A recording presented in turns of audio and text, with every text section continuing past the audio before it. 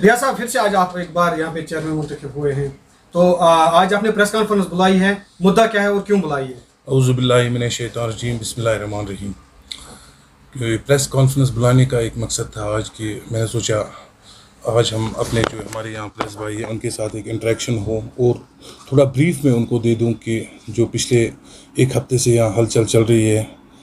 तो शायद आपको पता होगा कि एक हफ़्ता 10 दिन पहले मैंने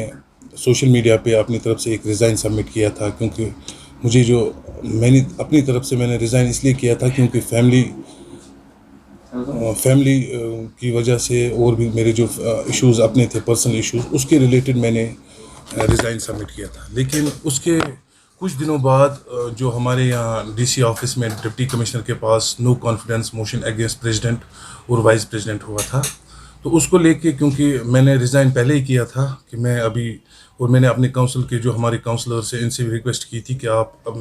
एकजुट होके एक नया कोई प्रेसिडेंट बना लो, क्योंकि मैं रिज़ाइन कर रहा हूँ। तो उसके बाद मेरे जो हमारे यहाँ काउंसलर्स थे, इन्होंने मुझे बड़ा प्रेशर, और जो पब्लिक थी उन्होंने भी काफ़ी उसमें मुझे प्रेशराइज़ किया कि आप ऐसे नहीं छोड़ सकते हो, क्योंकि हमने जो भी लोगों के साथ कमिटमेंट्स की थी वो अभी ऐसी पेंडिंग है। उसके बाद जो नो कॉन्फिडेंस मोशन अगेंस्ट मेरे खिलाफ और मेरे वाइस प्रेसिडेंट के खिलाफ हुई थी, तो उसके रिलेटेड मैंने मुनासिब समझा कि हम यहाँ पे एक प्रेस कॉन्फ्रेंस बुलाएंगे और ये दिखा कि क्योंकि फ्लोर टेस्ट था, और फ्लोर टेस्ट में जिन्होंने हमारे खिलाफ नो कॉन्फिडेंस मोशन भेजा था डिप्टी कमिश्नर को और हमारे एग्जीक्यूटिव ऑफिसर साहब को, तो उस रिलेटेड के लिए हमने इसीलिए ये प्रेस कॉन्फ्रेंस बुलाई कि मेरे साथ जो हमारी काउंसिल की टीम है, मेरे काउंसलर साथ है यहाँ पे, और इंशाल्लाह जिस मिशन के साथ हम निकले थे कि लोगों की खिदमत करेंगे, और इंशाल्लाह उसी मिशन पे हम डटे हैं। और मैं अपने ख़ास तौर पर अपने टाउन के जितने भी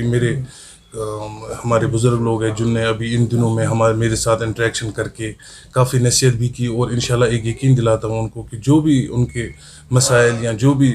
हमने वादे उनके साथ किए हैं इंशाल्लाह हम पूरा करेंगे। और बाकी जो हमें नो कॉन्फिडेंस मोशन के ख़िलाफ़ जो हमारे साथ हुआ था वो आज उसका हुआ, और इंशाल्लाह अल्लाह ने हमें और यहाँ पे कामयाबी दे दी, और कोशिश करेंगे कि जो हमने लोगों के साथ अभी तक वादे किए हैं वो हम पूरे करेंगे।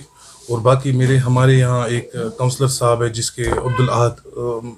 शेख साहब, जिसका ये भी बताया गया था कि इसने भी मेरे खिलाफ और मेरे वाइस प्रेसिडेंट के खिलाफ नो कॉन्फिडेंस में भेजा था। लेकिन ये अभी आज यहाँ प्रेजेंट हुए और इन्होंने पूरे क्लियरली एग्जीक्यूटिव ऑफिसर साहब को भी, हमारे डी साहब के पास भी ये कहे कि जो नो कॉन्फिडेंस मोशन इन्होंने सिग्नेचर करके इससे लिए थे वो बेबुनियाद था, और उसमें इसकी कोई इन्वॉल्वमेंट थी, और ये आज आ गए और इन्होंने पूरा सपोर्ट मेरे हक में और मेरे वाइस प्रेसिडेंट के हक में दी थी। रियाज साहब, क्या वजह बन गई कि पहले आपने खुद एक अपने सोशल मीडिया या उसके बाद आपको पता चला, अगर नॉन कॉन्फिडेंस मोशन आपके खिलाफ यहाँ पे कुछ लोगों ने आपके खिलाफ रजिस्टर किया है, क्यों, कहाँ पे चूक है? क्या जो पॉलिटिक्स है आपस में, क्या उसमें कहीं खामी है या डेवलपमेंट स्ट्रक्चर के रिलेटेड कोई खामी है? देखिए, मैं आपको बताना चाहता हूँ, क्योंकि मैंने अपनी पर्सनल अफेयर्स में मैंने रिज़ाइन किया था, मेरा कोई किसी काउंसलर के साथ कोई ऐसा ये हुआ नहीं था कि उनके बेसिस पे मैं रिज़ाइन कर लेता। मैंने क्योंकि मेरी अपनी फैमिली में कुछ ये रिलेशन थी, और उसमें जो मेरे पास टाइम भी नहीं था कि मैं पूरा इनका जो भी यहाँ पे काम चल रहे थे, तो उस वजह से मैंने रिज़ाइन किया था। लेकिन उसके बाद कि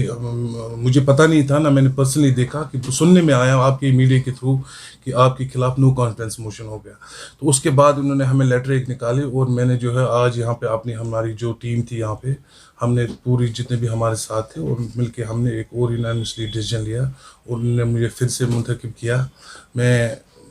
बाकी जो हमारे काउंसलर्स थे जिन्होंने नो कॉन्फिडेंस भेजा है, ऐसी मेरे नॉलेज में तो नहीं आया, तो लेकिन अगर हो सकता है तो वो उसका जवाब तो वही दे देंगे।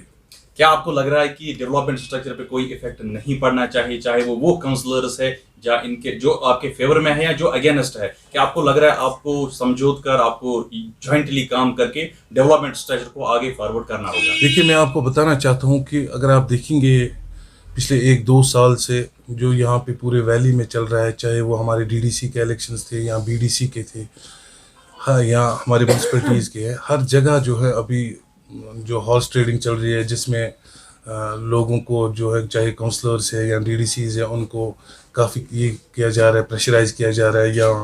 मनी पावर से उनको ये कर रहे हैं, यूज़ कर रहे हैं लोगों को। और उससे काफ़ी फ़र्क पड़ा है कि डेवलपमेंट में भी काफ़ी असर हुआ है, क्योंकि जो लोग जो है लोग तो हम लोगों ने हमें बनाया कि ताकि हमारे काम करेंगे, लेकिन बदकिस्मती से जो अभी 2 साल से एक यहाँ एक ये ऐसी पहल बन गई है कि एक तो डेवलप, क्योंकि जब कन्फ्यूजन क्रिएट हो जाते हैं तो काम भी रुक जाते हैं, उससे जो पेस ऑफ वर्क होता है वो रुक जाता है। लेकिन ऐसा ही सीन मेरे यहाँ भी हुआ था, सुनने में आया, लेकिन मेरी तरफ से अभी मुझे ये नहीं पता है कि मेरे खिलाफ जो हमारे काउंसलर्स थे वो वाकई में थे। तो बाकी हमने जो अभी एज़ पर जो प्रोसीजर था उसको हमने फॉलो करके आज हम फिर से मुंतखब हो गए, और इंशाल्लाह मैं अपने टाउन के लोगों को ये यकीन दिलाना चाहता हूँ कि जो हमने वादे किए, क्योंकि आपकी ही वजह से, आपके ही वोटों से हम यहाँ आए हैं, और इंशाल्लाह हम कोशिश करेंगे जो भी उनकी डिमांड्स होगी और जो हमने उनके साथ वादे किए हैं या हमारे जो भी प्रोजेक्ट्स चल रहे हैं, इंशाल्लाह हम ऑन टाइम पे उनको कंप्लीट करेंगे, और जो जो पेंडिंग चीज़ें हैं इंशाल्लाह उनको भी पूरा करेंगे। आखिरी